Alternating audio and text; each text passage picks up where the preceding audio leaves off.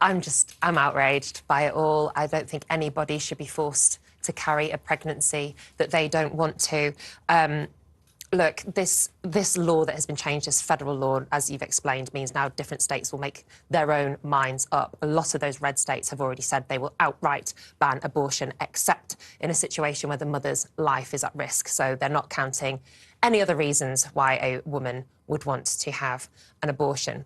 This ultimately means that women will have to go to different states across America where abortion is legal to have the procedure done. And as those ladies in the clip said, this will disproportionately affect poorer women who will not be able to afford to do that. It also means that women who have stillbirths or miscarriages later on down the line might actually be investigated to see if they might have caused those miscarriages to happen themselves. It is appalling. I cannot believe that this is happening in 2022. And women in America are having fewer rights than their mothers and grandmothers did. Isabel, do you share Nicola's indignation, her shock? I don't feel indignant about it. I think that this is an incredibly emotive and sensitive issue. I really respect views on all sides.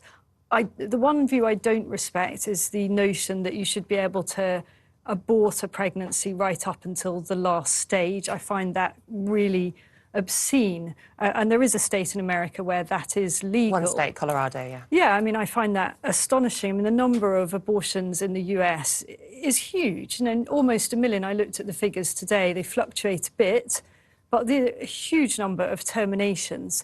I think in reality, most women will still, hopefully, have access to early-stage abortions. Interestingly, quite a large number of liberal lawyers came out today and said that they would not take part in any prosecutions. So, in effect, I suspect this will not play out quite as binary way as is implied by the reporting.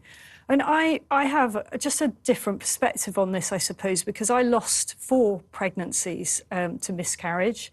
And when you've been through that and you have seen a heartbeat of a baby and you've seen that fade away at a very, very early stage, you can see that heartbeat at 6 weeks post-conception. I've seen that time and again in my own body. That really changes your view about what is happening when you terminate a pregnancy. It just does change your view because you are ending a life. And since I went through that, I can't look at abortion the same way. Well, I feel very, very sorry for everything you've been through, and it must have been incredibly traumatic, and it must be desperate, actually, to think about it and to have a conversation about this as if it's an issue that isn't real and isn't real people and real heartbeats and real babies and terrible bereavement. And I'm so, so sorry. But thank you. I also can never forget doing a radio phone-in show. I was presenting the show. And a woman phoned up and she talked about her backstreet kitchen table abortion. And she said, and I really believed her, it was the first time she'd ever told the story. And she just talked about I think she was about 14 years old. She felt pregnant. She was too scared to tell her parents. We're talking about I think it was the early 1950s. And she was too scared to tell her parents. She couldn't tell anyone from the church or anything like that because she would have been a fallen woman and an absolute disgrace. There was no way she could just carry on. So she found the means to go to see a woman who was meant to take care of that kind of a thing.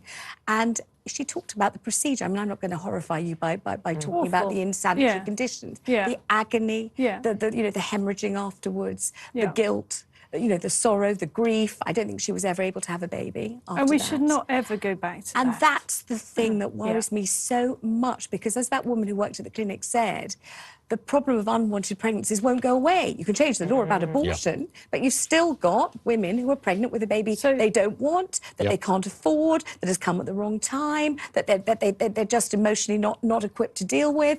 And so when you take their right to choose away from them, then what happens? So I regret that this discussion isn't actually about cut-off points, because I think that ending it completely, it's just exactly as you say, look, let's live in the land of the real here. We're not going to end the number of people who get pregnant accidentally. That happens. So I think the debate should be about what is a reasonable point. What is at what point does a fetus become an unborn person, and that's a really, really tricky debate. And I just want to say, by the way, I've never talked about my miscarriages on TV before. It was quite a long time ago, and it was quite strange for me telling that story because I've got 3 lovely children. I'm so lucky. But even now, these years on, my goodness, it's a punch in the guts. I sense that this is not the end of this discussion, I think, in the States, and I think the cut-off point issue, which I think was also central to the sort of legalities of how this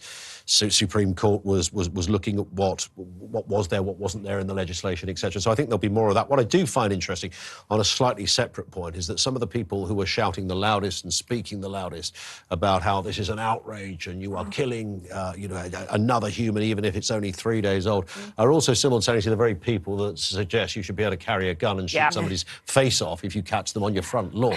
And I find that's an interesting kind of juxtaposition of those opinions. But, it's another issue, but it all feeds into this. And AJ, you're a dad? Yeah, I'm a dad. I think I agree with what you're saying about there should be a cut-off point, but I don't think that in America, I think it's going to make a difference. Unfortunately, I think in the southern states where religion rules, and that is influencing people even more so, I think they're going to say from the point that that woman is pregnant that there should not be an abortion. And unfortunately, there are women there's a myriad of reasons women are falling pregnant, and they may not want to have that child, cannot have that child, endanger themselves. As Vanessa said, maybe it's not the right time. Whatever it is, it should be completely their choice. And again, like so many decisions that the governments in the world make, in the Western world, it's those who are poorest who are going to suffer the most because they're going to be pushed. An immensely sad and very frightening story, and actually sad from whichever perspective you look at it.